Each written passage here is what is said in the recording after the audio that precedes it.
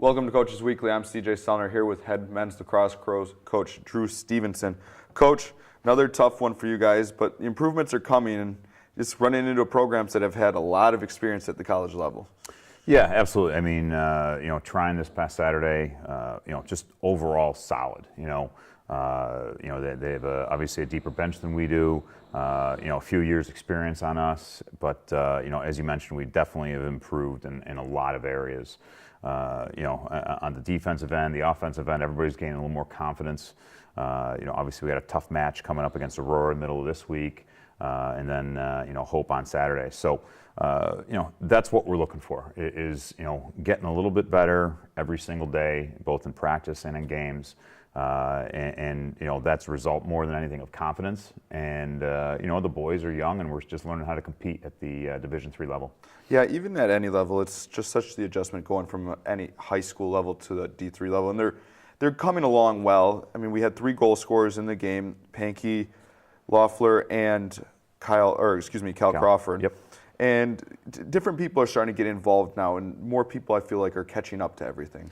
Yeah, and 2 out of the 3 goals were assisted, and so that to me is, hey, we're running our offense. One was a man-up goal, another one was a 6-on-6. Alex got his first goal of his career, and we're super thrilled for him. But the maturation process, the time of possession, I haven't looked at it yet, whatnot, but I know it's improved, and that's a significant improvement in that area, just because we're gaining confidence, holding the ball, moving the ball, and running our offense. And now we've added another scorer that we knew Alex would come along and get one here soon, and we're super thrilled for him. So, Kyle Stock had a good feed to him on the crease for his first goal. Jordan Loeffler is, continuing to learn what it takes to play consistently high, which he's very capable of doing at a very high level. And Cal, it continues to be, obviously a guy that we focus on our offensive end, and there's just not a lot of goalies that are going to stop his shot. Now we'll talk about actually your goalie a little bit, Noah.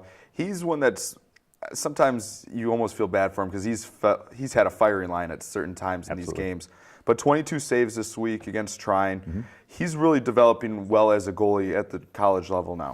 He, the moment I saw him when I first, laid eyes on him last spring and saw him play, and then spoke to his head coach, I knew he was capable. There's absolutely no question in my mind, and he was a guy that we went after, and I went after in particular, knowing that, hey, you weren't a 1 year and done, and we're going to replace you. Like I knew at my heart that this young man was going to be able to step right in. He's physically capable of it.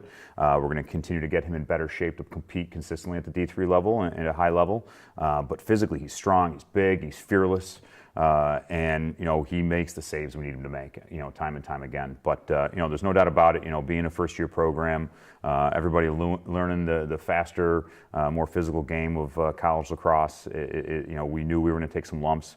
But having a young man like Noah in the back, backing everybody up, he makes all the saves we need him to make, and he makes a lot of the saves that probably most goalies wouldn't make, and that's what sets him apart.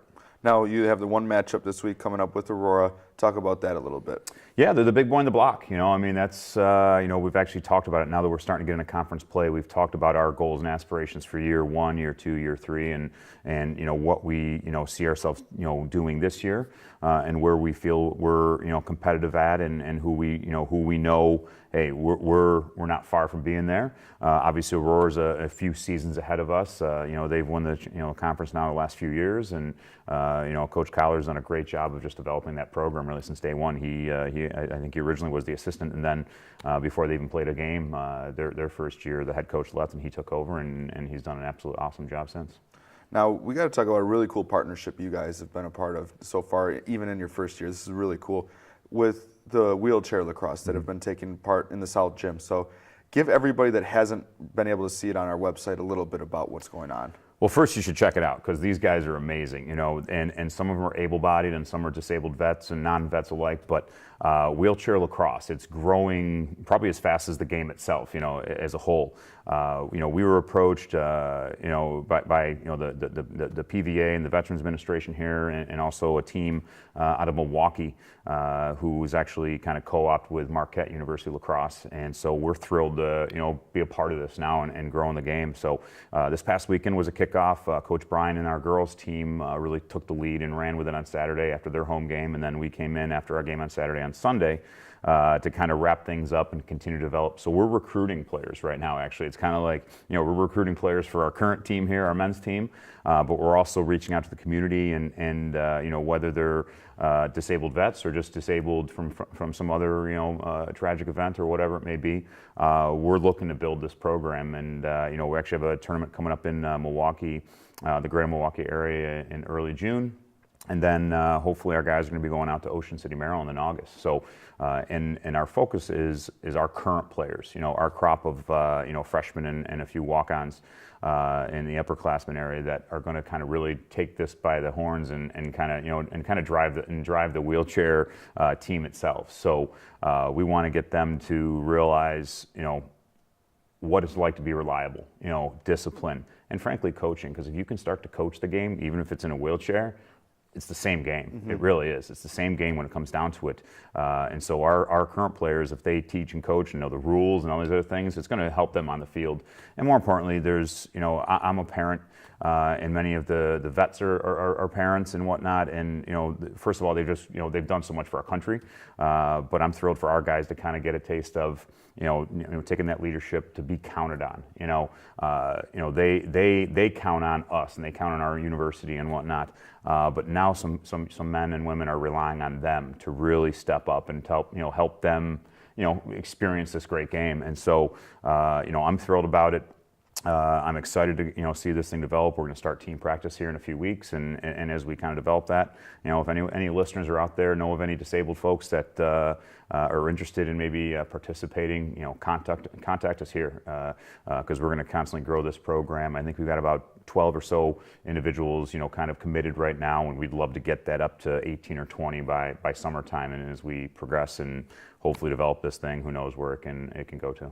Well, we look forward to it, Coach. It's a really cool story, and it's great for you guys to get out in the community, even being just a first-year program as you are.